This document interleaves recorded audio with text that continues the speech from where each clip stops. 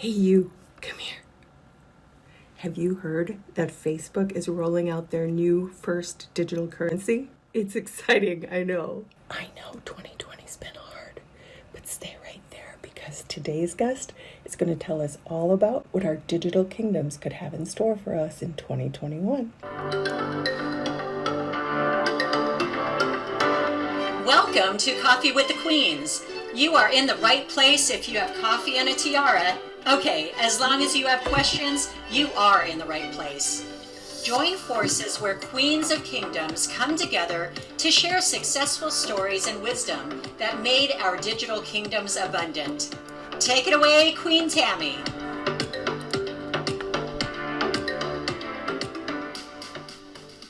Hello, hello. Happy Thursday. Thanks everyone for joining us. We're so excited to be here. That week went fast. I missed you ladies. We missed you. Fast and a turbulent week. It was such a week of transition. That's kind of our theme today. Driving the other day, some of you know I'm in Wisconsin and we are in full bloom, beautiful fall, gorgeous leaves, all of that lovely autumnness, and it decided to snow. Driving, and I was just really reflecting upon how our lives emulate nature quite a bit, right? Figure out what seasons it's in. It's transitioning. So there was snow-covered, beautiful golden red maple leaves. Are we in fall? Are we in winter? Are we in transition? Where are we? Such a theme that I really want to drive home with people, especially now. I think that we are in such a state of flux all the time. Life is constantly transitioning. Talk to people all week, and something happens, right? We have transition in life, and it's best to be prepared instead of scared. So the more we talk about it, the less anxiety we have, and hence you have the queens here to help you. So, how was everyone's week? Good. You were talking about the snow, and I was a little bit envious because, on top of the fact that it's Halloween and everybody's talking Christmas, like what happened, right? It happens every year that we complain about the same thing, but it's the same thing. It's like if you go into one of the stores, the Halloween stuff is all like off now in a corner somewhere, 75% off. Great time to get your candy if you're like a late person. And all of the Christmas stuff is out. So I'm thinking snow and but the other thing about this is this Christmas is going to be a little different. I have a feeling because I went into a department store the other day for something and there was nobody there. It was like a ghost town. I wasn't even sure it was open because it looked like the only cars in the parking lot would be the employees. So it was really creepy because now the Christmas stuff is up and I'm used to seeing throngs of people with the Christmas decorations up, right? And there's nobody in there. Right. So, and I know that they've been talking a lot on the different news media and stuff and reading articles on how everything is going to be a lot different this Christmas as far as gift buying, that everybody's going to be doing things online. We talked about that in one of our other shows, our first show. And what do you guys think about that? How different is your Christmas going to be? Well, I did the same thing. I was actually in a big department store just the other day, and literally I went in and there was like four people. It was a ghost town, and I was even looking for, does anybody even work here? Hello, just asking questions. It's like, and you can't even go and try anything on in the dressing rooms either. They don't allow you to.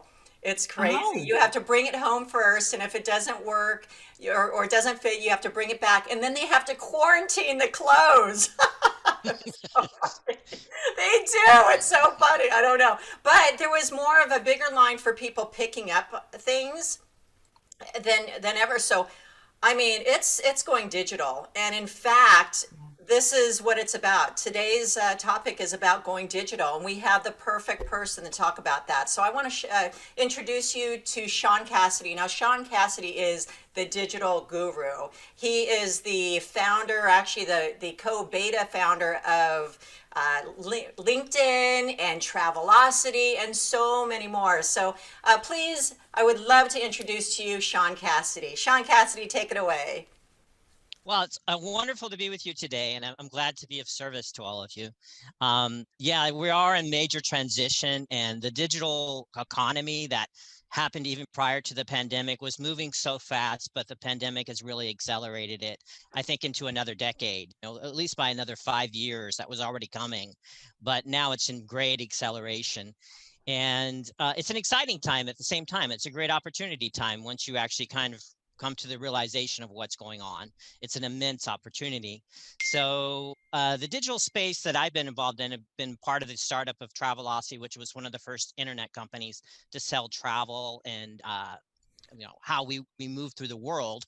And then I was part of the beta of LinkedIn, which was one of the first social medias that was ever created. And that was prior to Facebook, prior to Instagram, prior to Twitter, all these areas. It's really like the grandfather of social media. And in the beginning of the digital space, they were really trying to disrupt how business was done. In the beginning of LinkedIn, they were thinking they were going to make an online phone book. And, you could get access to people by, you used to look at a phone book, or a catalog, like you went to Sears, and in the 50s and 60s, you would order on the catalog. And then, and then when the things came along, you said you could get access to people in business, you would look in a phone book and the people that went, business to business selling things. And that was all through the 50s of the United States, when we had the new generation of when you got the new product, you got the new stove, you got the new refrigerator, you got all those things. So they were looking to disrupt that. And when they created that kind of space. But the internet space in general, what people really don't know about the internet space and why we're here right now is that everybody thinks that the US made the internet, they created the internet, but that's not actually true. What the US did was on the internet side, it was made through the DoD, Department of Defense, made for national security. It was the British, because there's 3 countries that really made the internet. It was the British that wanted to use it for e-commerce, which nobody knew what e-commerce was back then.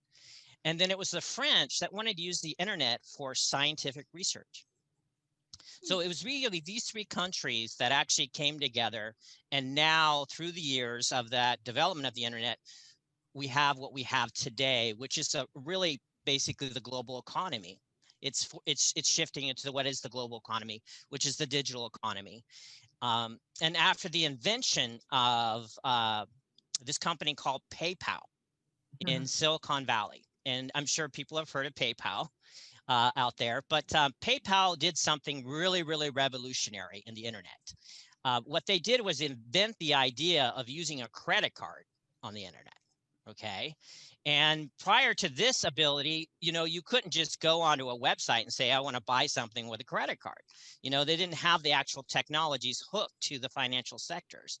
So they actually kind of made the invention of the financial sector hooking to a credit card, thus allowing you to buy things online. And this made that company into one of the richest companies in the world. And what came out of the company, we call in Silicon Valley the PayPal mafia. That PayPal mafia is some of the richest people in all of America. That includes Elon Musk. That's how Elon Musk got his money and went on to make the other 3 companies called SpaceX and all that areas. That's how he actually got his funding, because he was part of the initial startup and co-founding of PayPal. And then in the beginning of PayPal, you had other areas, which was called Reid Hoffman. He was a vice president, wasn't actually part of the founding, but was deeply involved in the development of PayPal. And he created LinkedIn with 3 other people. Then they also created, out of this mafia, created YouTube, Yelp, and everything that Elon Musk made. So everything that we're seeing right now is coming to fruition because of this concept that came out of the development of PayPal. And of course, there was a lot of people that didn't become competitors to PayPal, but they were kind of the early disruptors. And so as we go on right now, it's not surprising to see, since I was part of the early years of seeing this happen, in the last couple decades of my life, I was just lucky. I was actually just lucky. I came out of the military. I got into Travelocity and a startup before social media existed. And then I got early into social media because I was a beta testing social media. So this allowed me to see the progression that we're at right now. And so I was able to actually look at just the trends and predict, many years ago, that we would mostly be a virtual commerce society. And that is coming to fruition before our eyes right now. So many questions that are coming up as you're talking. And I want to, before we forget, I want to point out to the people that are watching, they're viewing with us, go ahead, please make sure and comment, put questions in there, because the more you engage, the more stuff you may get. Right.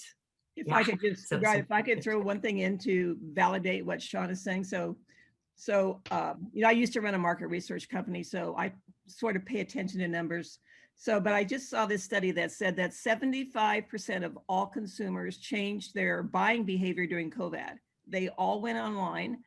They were willing to test new brands. They were willing to do whatever. And those 75% are not going to change their mind, which goes back to we are going to a digital economy. But the interesting part is what part of that digital economy is actually buying online. And they call it the home body economy, because people are staying at home.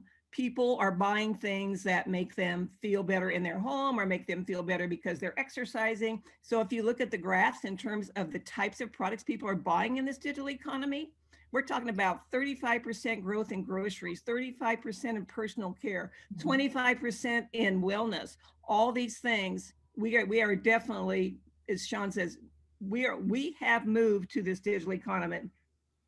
It was going there anyhow, but COVID definitely pushed us there. And I find, and the other interesting thing that I find about this digital economy, and if you go raise money and people always say, well, what's your exit strategy? How are you going to get money out of this thing? The other thing that I find interesting today is who's actually building this digital economy, and the fact that Pier 1 was just purchased not by Wall Street hedge funds, but by a guy who built Tai Lopez, these people who built digital businesses when they didn't even exist. And now all the people that were traditional e-commerce stores are looking to these people for how do I build this transition where I've got an online store and an offline store? Because you're right, we need to order and walk into Nordstrom's and those bags are waiting for us. So definitely we are there. So Shaun, if you had like, so Haley and I were saying, we walked into these big stores and they're empty. So if you were to be an owner or a founder of one of these stores, what's your suggestion? What's your advice? Well, there's an obvious shift that's going on where people want to buy experiences. So they are homebodied because of the situation right now, but there was still experiential buying happened. You remember when Airbnb came on and how it disrupted everything in that space. There's a lot of disruptive technologies that were happening prior to COVID that were already getting really, mass use. And so the retail sector, certain sectors were not prepared. Certain sectors were really not innovatively prepared. Which ones are you referring to? Well, travel and tourism was not prepared. Retail sector was not prepared. Some of the sectors you would say that were not generating e-commerce already and were relying on traditional ways were hit and devastated. And that's in the small business sectors. A lot in the small business sectors who refuse to adapt. They said, we're doing okay right now. We're doing fine. We own restaurants. We own all these things. We have certain things, but we're not going to be selling products and services online because we don't think we need to. Do you think that they can recover? I think that they definitely can recover, and they just have to actually begin to adapt and adapt steadily right now. And I think a lot of them are. What we're seeing right now is the big tech sectors merging, and the technologies are merging. That means before COVID, you couldn't go on Facebook and talk to 100 people at one time. I mean, it's forced it. Instagram's going to be able to go live for 4 hours. It's forcing this innovation to occur within the technology sectors. But the e-commerce sectors are, they're going to go crazy mad for that. So I see basically strategic partnerships coming in. If they say, we don't know how to do it, we're going to partner with somebody that does. And then we're going to begin to do profit sharing, our model profit sharing. This is where they can recover, and they can recover quickly if they're willing to give up basically the power of what it is to give up ego to do that. In order to be strategically market with people, you have to give up the ego to say, I will share profits or I will share knowledge. And this is the rub that the new market is changing, because the knowledge shifting online is so fast. I mean, I can go on YouTube and I can learn a technology overnight. The knowledge shift is so fast. And so the older generation that doesn't see that knowledge shift, they're still from that previous area that think it takes a lot of knowledge to know that. Well, it takes you to be patient and be able to be learned and be taught. But it's all there for you now. I mean, it's there. You can go grab it. And it's like remember what happened to Toys R Us? What was that, a couple years ago? They just didn't want to jump on board and Amazon crushed them. Yes, They just quickly. crushed It them. seemed quick. Mhm. Right. So I guess they had that old school mentality, like you were saying, Shaun, correct? Yeah, they did. The first one that adapted really quickly in the retail sector was IKEA. Watch what IKEA is doing. And IKEA is a European company, but it's one of the most progressive retailers in the world. And what they did right away was buy out AV, RV companies. They did a straight buyout to do virtual stores. No one was paying attention to what was happening with that. And I was, but I said, well, that made perfect sense. Why would IKEA buy a virtual reality space? Why would they do that, right? It doesn't make sense for their brand, but that's the first thing they did in the first 2 months of the pandemic. They did a straight buyout. So they said, yeah, we got the capital to do it.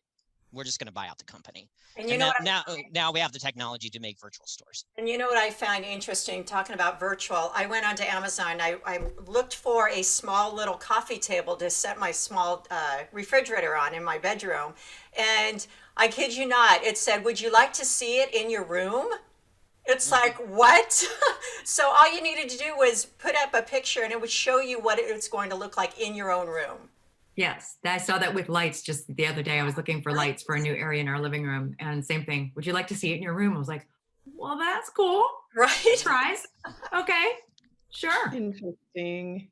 Shaun, I have a question for you about, crypto came onto the scene and not everyone had adopted that right away. And I know there's just so much around that, legalities and things. What is your take on cryptocurrencies? Do you think that it's going to be, a part of our retail experience in the near future, or what are your thoughts on that? I've been stating something prior to the pandemic that was very controversial when I did my keynote speaking engagements. So people thought it was interesting, but they thought that's really futuristic. And I've been stating that fiat money would end in the United States. And basically would not have fiat money. That means no coins and no physical dollars. They would end. And the reason I was saying that, when I left Travelocity, they did around $10 billion in online sales. That wasn't profit. I mean, that was years ago. That was volume of selling, right? And I said, if that can happen that way, then why do you need coins and dollars for that? You don't need coins and dollars for that. But then after the pandemic, right after the pandemic, you'll have to watch what China did. China, through Alibaba, which is like the Amazon of China, a bigger company than Amazon actually by profits, went directly to the Chinese government and said, we will create digital currency for you, Chinese government. And that's what they did. So you can look online. They have the 5 patents already set, and they've already given out the tokens to 50,000 of the people in China to use specifically to buy anything they can through digital currency. So what I would say, and also it's been discussed already in U.S. Congress about the digital dollar. There's been a lot of discussion about it, and the EU is already in discussion about a digital dollar. The Bahamas has already shifted. People look right now, look at the Bahamas. Bahamas has already created a digital currency, and they're going to go to digital currency in the Bahamas. And that's a very small island, but there's a lot of money in the Bahamas, and a lot of money put into the Bahamas from very wealthy networks. So they have already had shifted to digital currency in their government. So what am I saying? I'm saying bigger picture. What I'm saying is that I would say in the next 5 years, we will not have fiat money. So if I'm listening and if I own an internet business, or I want to be in the e-com space, how does that impact me? What does that mean I have to do differently? Or if I wanted to get ready for this, what should I be doing? To get ready for this, am I saying buy Bitcoin? Am I saying that? I'm saying the government will be that. So it's like you have currency right now, it'll be transferred into that currency. So if I'm sitting with $80,000 in a bank account, that $80,000 will be tokenized through the government, and therefore it will all at once be a digital currency. So but it'll be an exchange rate. That's where the rub exists, in the exchange rate. So I go to my shopping cart and I click buy. So yes. If I'm a consumer, I don't care. And some infrastructure underneath of that is taking care of all of the conversions to the money and all that type of thing. Is that all I need to care about? Or is there something else I'm missing? The exchange rate is what you're missing. Okay. So I think what I mean by that is if you're buying in the United States, you're buying through the US system. But if you're buying outside of the United States, you hitting into the global economy. And we hit it, it's like, I want to buy, I go to, I used to do a lot of work in Ireland. I'm Irish, so if I want to buy a product or service in Ireland, like there's cool things they have over there with the cool glass, things I would collect or artwork or something like that. I'm buying that in the EU dollar, right? I'm buying that not in the American dollar. So the exchange rate is where most of us, once we hit to the digital economy, that's where you're going to be thinking about, like, how do I have, it's the same thing you would do with currency now. Like I'm traveling overseas and I'm buying something, like what is that worth in US dollars, right? And that's the thing that I think is going to be very conscious to you. Do I say that right now everybody's going to be in shock? No, because I think it's going to be a natural transition. It's going to be a natural transition into that, and then people will just accept it, just like they accepted buying online. And so if you had an existing store, kind of back to what Sandra was asking, or you were thinking about growing a business, this whole digital economy, we're going to shop online, do you have any thoughts or suggestions in terms of some checklists or some process that people should think about in terms of building their e-com store or starting an e-com business? I think you guys are representing it right now. The first thing you need to do is specifically look at your strategic partnerships around you, your family, your friends, your loved ones, and then your people you'd love to work with and network. And then you need to look at strategic partners to say how I can promote them and they can promote me. Therefore, you create win-win situations across the board. And this is the reason why e-commerce in itself is a billion dollar industry, is because it's tapping into all these different elements at one time. I may have coffee, like you have coffee, right? But over here, the other person has a coffee, they always have other things, right, that go along with the coffee, like a mug. Exactly. Right? Like that, or sugar, or that, right? So anything you need for your coffee, that's who you should be collaborating with if you're selling or a tiara. Coffee, right? Or tiara, right? Sorry, Shaun, we did mean to get yours to you before we went on air. Yeah. I was actually kind of disappointed that I didn't get it, but Well, one of the other questions I think we see people asking a lot about the future of money and cash and the safety and security of that. And what are your feelings as far as their assets go, and with the stock market, our money in banks? I mean, do you have anything? The money under the mattress. Yeah. It's like that fear of the Great Depression or the run on the banks that we had in our past history. I mean, I don't think that cannot happen again in the digital economy. But what I would say is that, some things are still extremely valuable in the traditional sense. And that is, I would say real estate only has went up in value and continues to go up in value if you own real estate, because now everybody wants to have their home, so real estate is really exploding, actually. I have properties that went up by 30 or 40% in the last couple of years. So, real estate has really not been hit and accelerated. Now, commercial real estate, that's been hit now, and the value of commercial real estate, but real estate in general, that is. And that's interesting too, because you can now buy through digital currency real estate. Think about that. Now you can become a real estate investor digitally. Big change. I mean, you could be buying properties in another state digitally. Yeah, I think there are a couple of sites I've seen where I can just buy like a limited partnership. I just buy online. There's a couple, they offer me the ability, I just buy a certain percentage, but it's all done online. They find you mean like a real estate trust type thing, Kathy? It's like a REIT, where people, but they do it all online, and there are companies that have started businesses online that they go buy the property and they offer people the ability to invest, but they do it all, it's all done online. You just put your money in, they find the property, they manage it for you. So for your small investor, you don't have the money to go out and buy property. That's another way that they do it. So. And in the money sectors, what you're really looking to do is to study what disrupting is going on. So as soon as you see something failing, there is something succeeding. Yeah. In innovation, which I've been in innovation for a long time, there is always a collapse. There has to be a collapse for something to be innovated. I mean, it won't be innovated if it's still doing well. If it collapses, you got to innovate it. You got to make it something different or something away. And right now, there's a lot of technologies that are innovating the economy that we're in right now. Those are the ones you should be looking to see if you can have their stock, if you can buy their something digitally, right? And those are the ones I'm buying right now. So I'm looking at that, which thus creates a sense of security, because you know that they're really on the up and coming ability to have that. Like people who bought Microsoft, right? Just think about that, because Microsoft said they had huge profits just recently. Right. Okay, so if you're holding, $2,000 in Microsoft stock right now, you're celebrating pretty much right now. You're celebrating. Like, so, I mean, in that way, it's kind of interesting, because also the digital space, the digital stock exchange, we could say, will be digital. Yep. And there's so many apps right now where people are just able to buy that stock right from their comfort of their phone. Right then and there, you can buy the stock from the comfort of your phone, because now it's an application. And that didn't exist before either. You had to go to a stock person like a Charles Schwab or something like that. It's been democratized. It's been democratized. And when we look at how capitalism is being shifted because of this, in the capital state and the access to capital. That's the really big thing. And so an entrepreneur is the access to capital. This is the really big thing that's coming.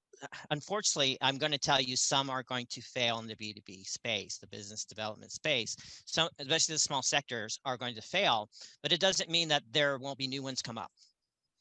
Like I'm reading right now in how the restaurant areas, the bigger franchises are all developing through the next 2 years to be drive-throughs, not to be physical restaurants. To have contactless payments completely. When you drive through, there's no contact. Right. It's just your phone. I paid. My phone. I paid. Everything is in contactless area. And also, and we look at that in travel, tourism. I look at that, how robotics are going to be done. And I don't think this just is a health issue we're talking about. It's a modernization issue. It's not It kind of just. makes me want to cry. I'm not really excited about some of what you just said. I'm just Yeah. going to be the human being and be like, doesn't sound really sexy to be checked in with an IA, like a robot going, hi, welcome to the hotel. Here's your room. I mean, I'm not too excited about that. Well, and I agree with you. That what we're going to get into this sense of, I think there's a sense of loss out there right now. Like Huge. A sense of huge sense of loss of like how our lives will not be the same again. Some people are actually in a grieving process. They talk about people resembling a grieving process for things that are lost. It could be relationships, it could be businesses, it could be identity that goes along with that business that they lost. There's a lot of people that are feeling loss in many different aspects. Yeah, like we're having this huge conversation about what do you do for Christmas? Do you take the risk that you put everybody together? Or do you just say, wow, we're just going to give up? It's a really tough grieving process to be in, that you give up all these things that we've just taken for granted. It is a really interesting new choices in terms of the risks that you take, and whether or not you decide you want to do this. There's a lot of fear in change too. So some of these businesses, small family-owned restaurants, there's just so much fear of the unknown. How do I go online? How do I adapt? Just taking the first step, family-owned business for years and years and years, and suddenly they have to change everything. It's really overwhelming, and sometimes they just say, "I'm not sure I'm up for this," right? Right, and one of the major reasons in this McKinsey study of why people are going to continue to be online is hygiene, because they don't want to take that risk if they do things in person like we do today, that we take the risk of getting the virus. That was like the number 2 reason why all of this is changing. So I can tell you this sense of loss, like in the last 10 years, and I know Sahela knows, I've been in like 40 countries in the last 10 years. So I used to do an intensive amount of traveling and speaking, and also I enjoy traveling. Like I enjoy seeing other cultures and culinary and learning different languages and different history, and seeing history live, like in Rome or something like that. I mean, I look at it as a priceless thing that was able to do it. And now I'm in a situation right now where I'd have to see that on a virtual way. right? I can't touch, the Pantheon when I did that. And I can't, be in there and see Da Vinci, inside the gallery. You can't feel the energy of the space or the people around you and the Right. smells. I mean, all of that, right? I can't have the pizza. I can't walk up to the Italian pizza and have the pizza. Right. Yeah. That's right. Taste. Yeah. Yeah. I'm an optimist, though. I'm not a pessimist. So, on that level of this, like, because I'm feeling the same pain everybody else is feeling, because I really enjoyed taking my wife and doing those things for us and making memories. And what you're actually talking about is making memories. Like, what are we? We're like, we feel like we have a loss of making memories with people and ourselves, and that is like this huge transition that's going on in our lives. Am I saying that I'm really not worried about the financial part, to be honest with you. I'm really not worried about that, because I think that's disruption. But I think about how we work as human beings, how the human touch and the human interaction is going to happen, is really the big issue. And that's really exists in medical innovation. I think that exists in the medical innovation space. And they are, people in the medical innovation are really working very hard on that. They're working extremely hard all over the world. And the internet space has a lot to do with that, because they're sharing data in mass rapid areas, and they're putting them into supercomputers, and they're putting this out. So I actually see major medical breakthroughs coming, not just with COVID, but with cancer, all of these different areas in our lives that we've never seen. And that's going to actually change our minds, because we thought that could never even happen in our lifetime, but it's definitely coming, because they're sharing information at such a rate.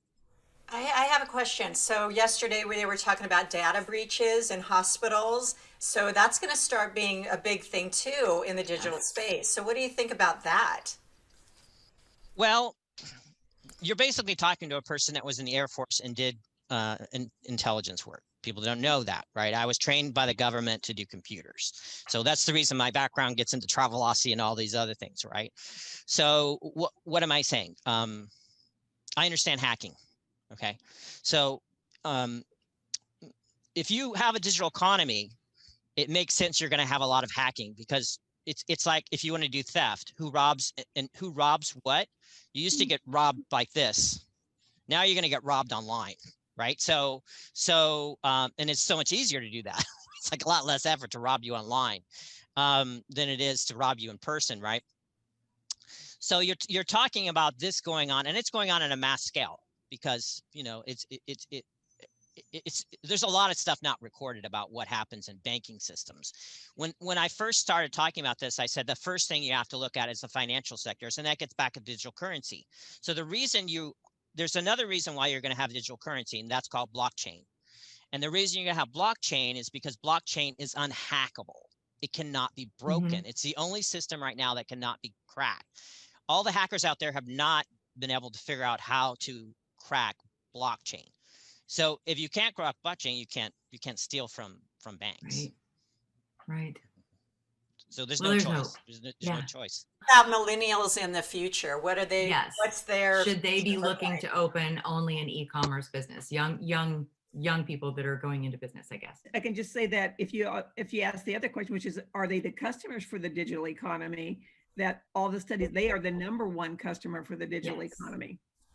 Second, so the number two customers for the people who are going to buy your digital economy, if you're creating your digital stores, were number one, the millennials, and number two, people with high net worth, because they don't have time to shop, and they are, for them, so those were the two demographics that they were the most likely to buy from you. The other aspect of what we've learned recently too is millennials are over 90% more likely to buy something that has a charitable aspect to it. So now we're seeing all of these B Corps pop up, which has a beneficial charity benefit attached to their products, which is what we do here on Coffee with the Queens. Also, our proceeds for things that we sell here benefit right now USA Multicultural, a charity that Sahel is involved with. I also wanted to hop on Shaun's comment there quickly and say, optimistically, I can't tell you how many wonderful, amazing, creative, positive millennials that I've met that are creating, building, buying, and selling e-commerce businesses like crazy. I think last year in Vancouver or Toronto, I believe it was, I met an 18-year-old kid, who sold his fourth multi-million dollar business, e-commerce business. So the time has never been more opportune for millennials who understand technology more than some of us who have had to adapt a little bit more, throw their hat in the ring and build beautiful, amazing businesses that also have a lot of influence around them. And when we talk about digital assets, we're talking about the influence that surrounds a brand, building an e-commerce kingdom, and then all of the social aspects that go with it. The Facebook page that goes with it, the email list that goes with it, the customer list, all of that can be done online now, which is really neat. Shaun, anything to add? The value of your network is so much more valuable than you know. And there's something more important than currency, and that's social currency. The truth is, I have been the last couple of years of my life building only that type of currency. The currency that I want to know is how fast I can get access to knowledge, and how fast I can get access to help other people, and then how fast can I get knowledge from other people to help me. This is actually the future currency of the world. That's the real currency, because I can eat from that. I can live from that. And I can do that much better than I could ever do simply just by getting paid a paycheck. Should we give out a coffee today? Oh, Yes, yeah. Yes. Harold said, would you position a commercial business to market to the commercial industry? Example, architects and general contractors. I see Harold's Well, name spin the wheel first. twice. So Yep, that's true. Okay, Harold, you are the winner of some coffee. So we'll PM you and get you your information to send you some coffee with the Queen's Empowerment Coffee. Hold up your coffee, guys, gals. Congratulations, Harold. So again, the more you comment and engage, the more you win with us. So actually, I think, Tammy, you have the quote for today. You gave me a I little do. elbow and said you Yes. have something. So what do you got? Yes. So before Socrates was around, which was BC, one of the great philosophers of our time, there was a guy named Heraclitus, and he was a pre-Socratic, they call it, philosopher. And he tells a story about stepping into a river. The famous quote that we get from this very much longer quote story that he tells is that life is in a state of flux. Life is a state of flux, constant state of flux, right? And he tells a story about if you step in a river, you're never going to step in the same river exactly the same way, because the water is constantly moving. So it's always a state of constant flux. And he goes on to talk about how this is a good thing and we need to embrace it. And it's those that learn to embrace it and live with it and understand it that can really excel in life. And I think, that's really what we try to promote to you, to just be open to knowledge and education and consistent, adaptation to help you be less anxious, be more prepared for life, and really live in the moment. So thank you, Heraclitus. I like that. Not be afraid to step in the river, everyone. So this has been so good. Thank you guys all for joining us online, and thank you, Shaun Cassidy, for all of your wisdom and for your service with our military as well. We have to point that out. So thank you so much. And next week, you guys, we're talking about pets.